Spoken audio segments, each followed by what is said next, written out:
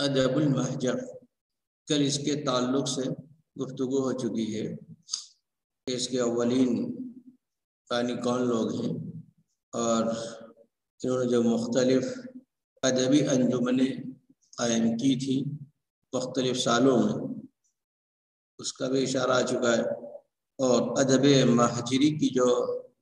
بنیادی خصوصیات ہیں یا اس میں پائے جانے والے نمایاں عناصر، اس میں مذہبی آزادی بھی ہے اور وصف نگاری ہے، منظر نگاری ہے، تصویر کشی ہے، اور ادیب کی شخصیت اور ذات کو نمایاں کرنا ہے، وطن کا شوق، اس سے محبت کا اظہار ہے، اور مظاہر قدرت سے تعلق اور اس سے لگاؤ اور ایسی انسانی رجحان، یہ مشترکہ طور پر باتیں ادبائے مہجر کے وہاں ملتی ہیں۔ اس موضوع پر ایک کتاب ہے ادب المہجر ڈاکٹر عبدالغنی کی، وہ مکتبہ اشیولی موجود بھی ہے اور آن لائن بھی وہ دستیاب ہے۔ وہ کتاب اس موضوع پر بہت اہم ہے، اگر آپ اسے ایک کتاب کا مطالعہ کر لیں تو اس کی پوری تاریخی تفصیل آپ کو معلوم ہو جائے گی۔ ایسے ہی اردو میں بھی اس پر مختصر مواد پایا جاتا ہے۔ ڈاکٹر عبدالحلیم ندوی رحمہ اللہ کی جو کتاب ہے عربی ادب کی تاریخ، چوتھی جلد میں اسی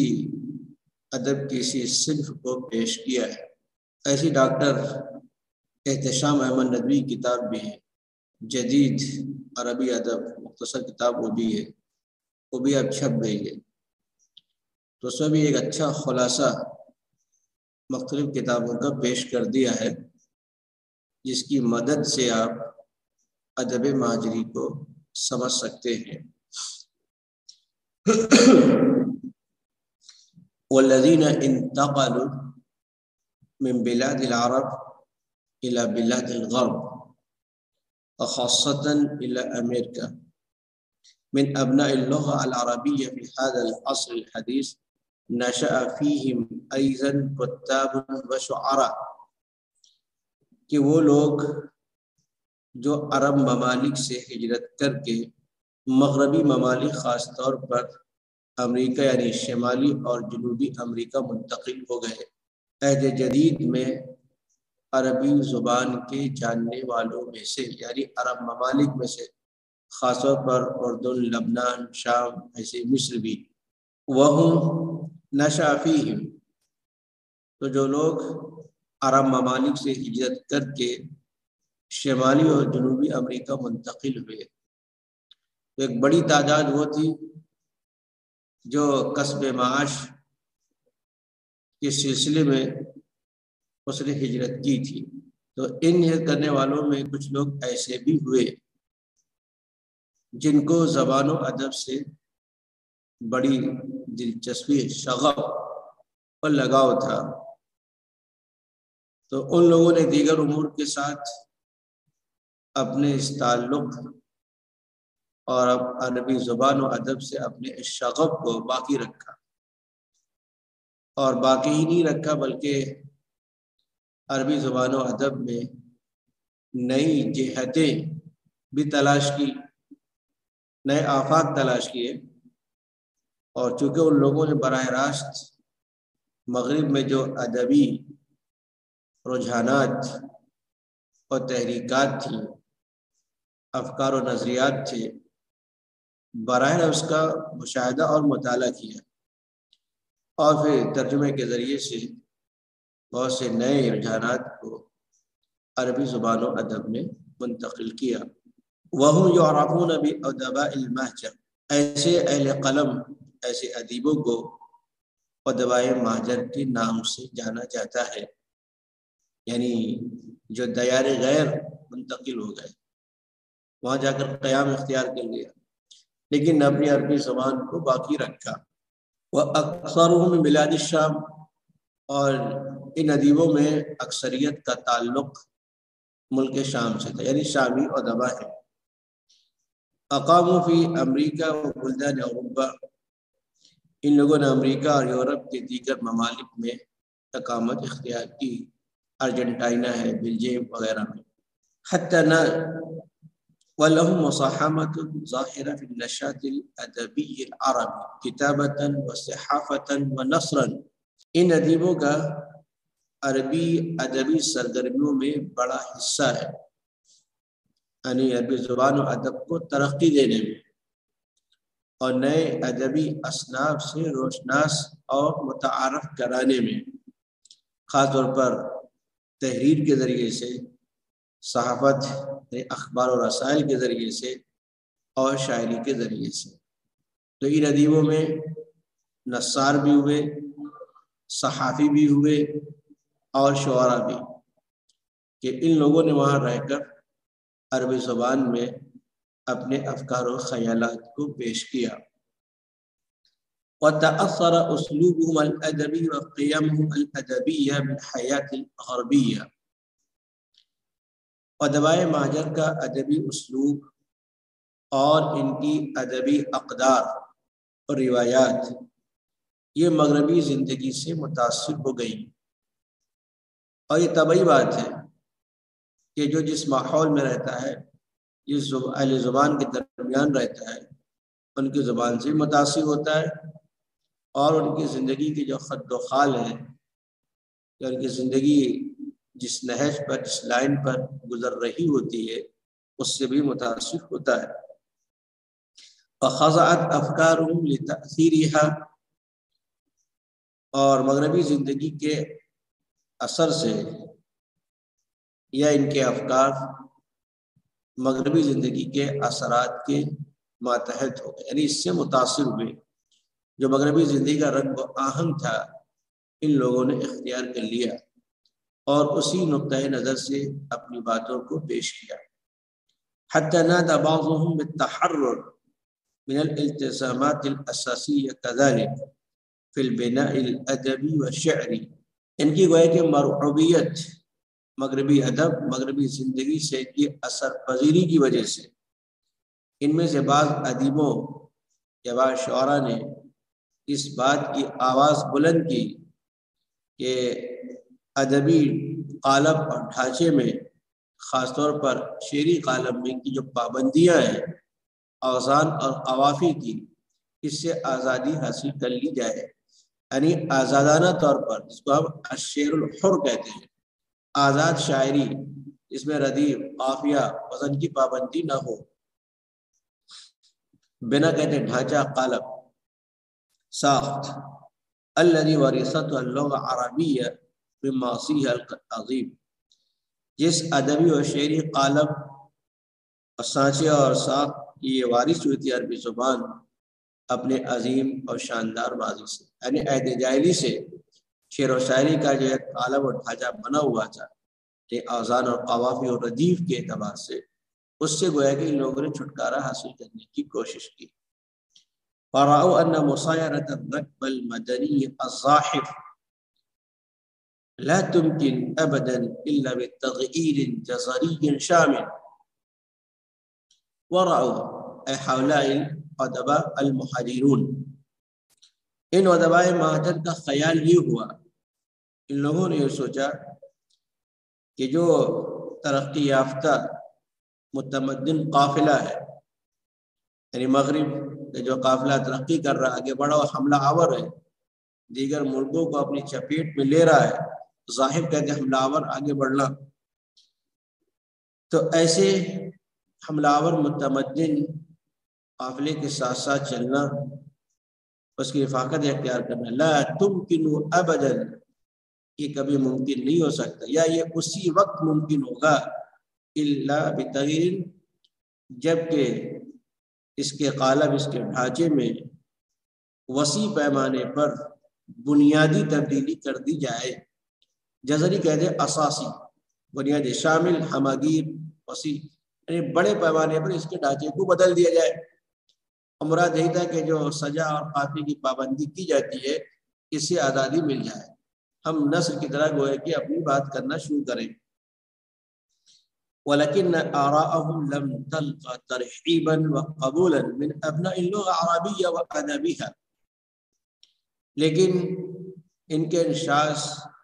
افکار و خیالات کو عربی زبان و ادب اہل عربی زبان کے نزدیک ان کے افکار کو کوئی پذیرائی اور کوئی مقبولیت نہیں ملی. یعنی جو خالص عرب کے لوگ تھے، عرب ادبا اور شعراء،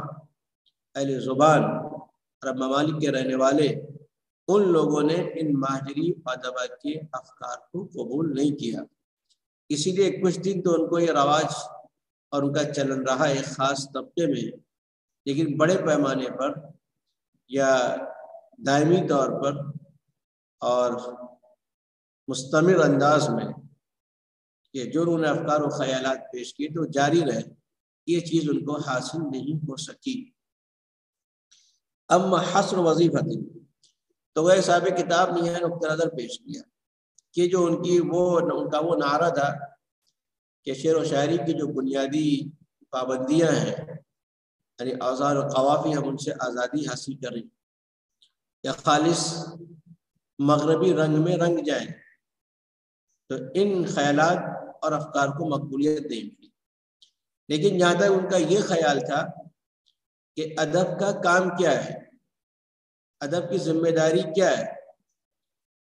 تو ان کے نزدیک یہی تھا کہ ادب کا کام یہ ہے کہ وہ زندگی کی سچی تصویر کشی کرے، نمائندگی کرے، اور اس کے جو مختلف پہلو ان کو سامنے لائے ہیں. تو ادب کے تعلق سے ان کا یہ موقف، ان کی رائے، ان کا یہ خیال، اس کے بارے میں کہا کہ یہ رائے ان کی مناسب تھی، اسے اختیار کرنا چاہیے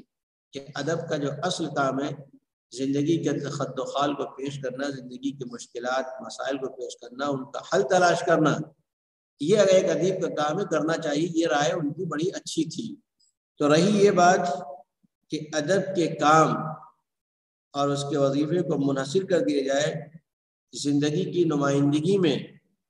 اور اس کی تصویر کشی میں اور زندگی کے جو حیات بخش پہلو ہے ان کو سامنے لانے میں، یہاں تک ادب کا یہ کام ہے فرائیون، یہ ایک ایسی رائے تھی یستحق التقدیر والاعجاب، جو قدردانی، قدر اور پسندیدگی کی مستحق ہے کہ لوگ اس کو پسند کریں، اختیار کریں. وَيُشَارِكُ فِيهِ أَدَبَاءٌ آخَرُونَ، ان کے اس رائے اور خیال سے دوسرے ادبا بھی شریک، یعنی ان کے ہم خیال ہیں. ان کی بھی رائے یہ تھی کہ ادب کا جو اصل ذمہ داری ہے وہ کام کرنا چاہیے. اب یہ فی نظرہم، یعنی ادبائے مہاجر کے نزدیک ایک ادیب کی کیا ذمہ داری ہے، ایک ادیب کا کیا فریضہ ہے کہ وہ اپنے کلام کے ذریعے سے، اپنے لٹریچر کے ذریعے سے کون سی خدمت انجام دے.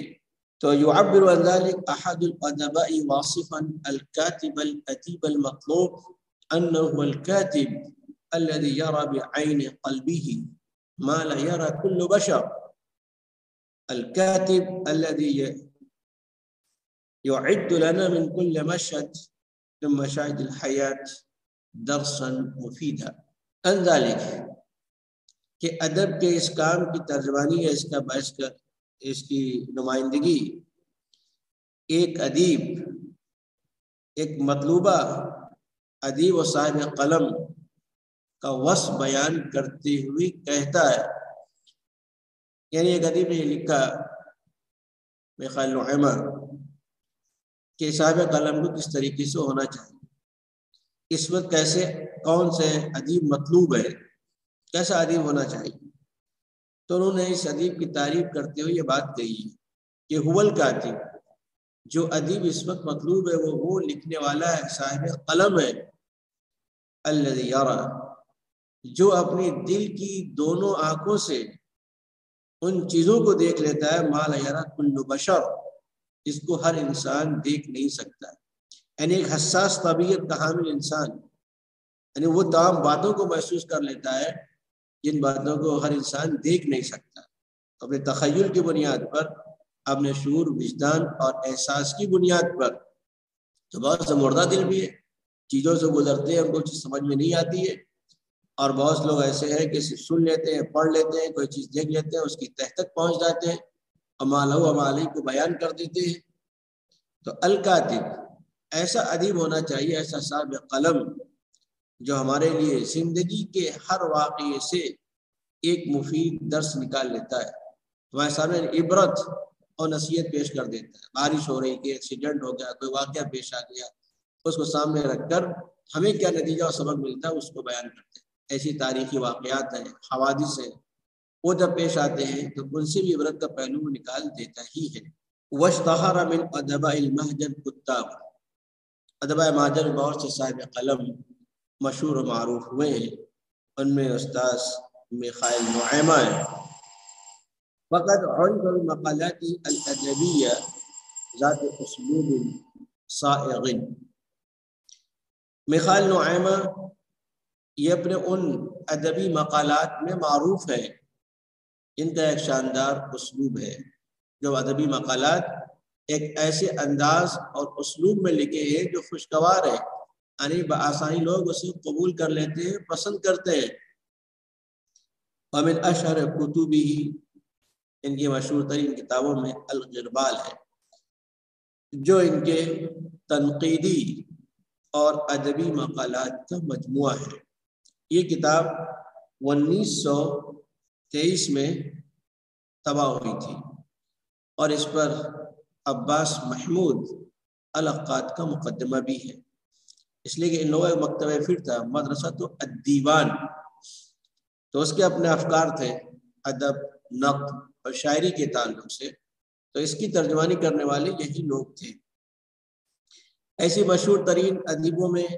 ایک دوسرے جبران خلیل جبران ہے۔ فقط عرف بکتابت الفنی المؤثر، یہ بھی اپنی مؤثر فنی تحریروں میں معروف و مشہور ہے کہ خالص ادیبانہ انداز میں لکھتے ہیں۔ التي غلبت علیہ الوجدانیہ، کہ ان کی ان تحریروں میں وجدان و شعور کا غلبہ ہے، وہ بعد الخیال، اور بعد خیال ہے۔ جسے کہتے ہیں دور کی کوڑی لانا، ایک عام معنی جو آپ سمجھ رہے ہیں، ایک اس کے دوسرے معنی ہے جو سیاق و سباق سے نکلتے ہیں، مفہوم پیش کیا جا سکتا ہے۔ تو گویا کہ ان کی تحریروں میں وجدانیت اور بعد خیال ہے، بلکہ ان کی جو ناول ہے وہ خاصے کی چیز ہے، پڑھنے کی چیز۔ اس سے خاص طور پر ایک انسان اپنے خیالات، افکار، اپنے احساسات کی ترجمانی اس طریقے سے عمدہ انداز میں کر سکتا ہے۔ تو ان کی بہت سی کتابیں ہیں، بلکہ اب ان کی تحریریں تو ایک پورے سلسلہ وار یعنی کئی جلدوں میں ایک ساتھ شائع کیے جا چکے ہیں۔ ومن مؤلفاتہ، ان کی مشہور کتابوں میں الاجنحہ المتکسرہ، دمعۃ ابتسامہ، یہ ان کے چھوٹے چھوٹے مقالات کا مجموعہ ہے۔ دمع ابتسامہ یہ بہت مشہور ہے، اس کا تو انگریزی میں بعد الخیال کہتے ہیں دور کی کوڑی لانا۔ جیسے یہ دائیں کان، اب اس کان یہ ہاتھ سے پکڑ سکتے ہیں، اب اس کان پکڑنے کے لیے آتا نہیں، آپ اس کو گھما کے لائیں، وہ پکڑیں، یہ ہے بعد خیال۔ ایسی الارواح المتمردہ، ایک وہ غالب کا اردو میں شعر بھی ہے جس میں اس نے مغص کہا ہے کہ جانے نہ جانے قتل پروانے کا ہوگا، یعنی شہد مکھی کی، شہد کی مکھی کے بارے میں کہا جائے، پھولوں پر جا کر وہ بیٹھتی ہے اور بیٹھنے کے بعد وہ رس چوس لیتی ہے، پھر شہد نکلتا ہے، شہد میں موم نکلتا ہے، پھر موم سے موم بتی بنتی ہے، اس پہ پھر کیا ہے اس میں آگ جلتی ہے، تو پروانے اس پر گر کے جا کے جلتے ہیں۔ ڈائٹ کہہ سکتا تھا، لیکن وہ مغص چمن میں گیا اور پھولوں پر بیٹھا اور اس کا رس لیا، پھر اس کا نتیجہ نکلا، اس موم بتی بنتی ہے، جا کر وہ کہ پروانے اس پر گرتے ہیں، شمع پر وہ جلتے ہیں۔ غالب کا شعر ہے، آپ اس کو دیکھ لیں تو آپ کو بعد خیال سمجھ میں آ جائے گا انشاءاللہ۔ ایسی ان کی ایک کتاب صحیح پورا لکھ دیے، سب لوگ معلوم ہو جائے، مغص کو باغ میں جانے نہ دینا، دوسرا مصرع بھی لکھا ہے کہ لوگ سمجھ لیں اسی سے۔ وقت ترجم عادت منها الى لغات اخرى ايضا، ان کی یہ کتابیں دوسری زبان خاص طور سے انگریزی اور فرنچ زبانوں میں ترجمہ